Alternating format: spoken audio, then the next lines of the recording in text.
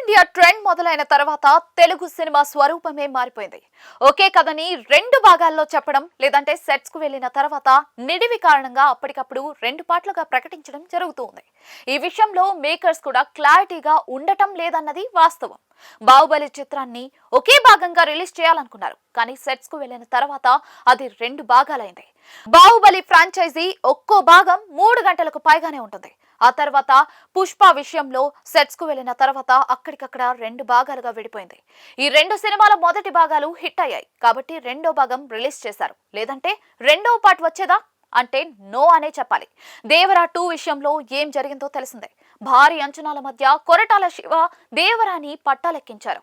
ఒకే భాగంగా ఈ చిత్రాన్ని రిలీజ్ చేయాలనుకున్నాడు, కానీ రెండు భాగాలుగా చెప్పాల్సిన కథ కావడంతో సెట్స్ కు వెళ్లిన తర్వాత రెండు భాగాలు చేశాడు. కానీ మొదటి భాగం అనుకున్నంత గొప్ప సక్సెస్ అవ్వలేదు. దీంతో తాత్కాలికంగా రెండవ భాగం హోల్డ్ లో పెట్టాడు. పట్టాలెక్కిస్తామంటున్నారు, కానీ అదెప్పుడు అన్నది క్లారిటీ లేదు. ఎన్టీఆర్ నోట కూడా క్యాన్సిల్ అనే మాట రాలేదు. బాలీవుడ్ బ్రహ్మాస్త్ర విషయంలో కూడా ఇలాంటి సన్నివేశమే చూసాం. రణ్బీర్ కపూర్ హీరోగా అయాన్ ముఖర్జీ బ్రహ్మాస్త్రను రెండు భాగాలుగా ముందే ప్రకటించాడు, కానీ మొదటి భాగానికి భారీ ఓపెనింగ్స్ తప్ప విజయం సాధించలేదు. అయినా కూడా బ్రహ్మాస్త్ర 2 ఉంటుంది అని ప్రకటించారు, కానీ అదెప్పుడు అన్నది ఎవరు కూడా క్లారిటీగా చెప్పలేకపోతున్నారు. కేవలం హిట్ టాక్ లేకపోవడంతోనే ఈ రకమైన పరిస్థితులు ఎదురయ్యాయి అన్నది కాదనలేని నిజం.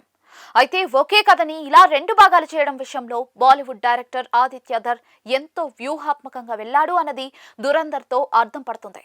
రణ్వీర్ సింగ్ కథానాయకుడిగా ఆదిత్య ధర్ తెరకెక్కించిన ఈ చిత్రం ఇటీవల రిలీజ్ అయి ఎంత పెద్ద విజయం సాధించిందో తెలిసిందే. సైలెంట్ గా వచ్చి బాక్స్ ఆఫీస్ ని చుట్టబెట్టేసిన చిత్రం ఇది. వాస్తవానికి ఈ చిత్రాన్ని రెండు భాగాలుగా రిలీజ్ చేస్తున్నట్లుగా ఎక్కడా కూడా ప్రకటించలేదు.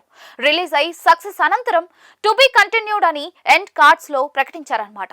ఆ తర్వాత కొన్ని రోజులకే మార్చ్ లో దురంధర్ 2 ని రిలీజ్ చేస్తున్నట్లుగా అధికారికంగా ప్రకటించారు. అంటే మొదటి భాగంతో పాటే కంటిన్యూటీ కథను చేస్తూ వచ్చారు. మార్చ్ లో రిలీజ్ అంటే షూటింగ్ సహా పోస్ట్ ప్రొడక్షన్ పనులు కూడా కొంతవరకు పూర్తయ్యాయి కాబట్టే ప్రకటించగలిగారు.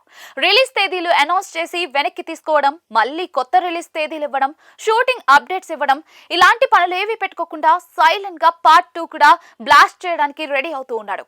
నవతరం మేకర్స్ సహా అనుభవం లేని వాళ్ళు సినిమాను రెండు భాగాలుగా చేస్తే గనుక ఈ రకమైన వ్యూహాన్ని అనుసరించడం ఉత్తమమైన మార్గంగా చెప్పుకోవచ్చు.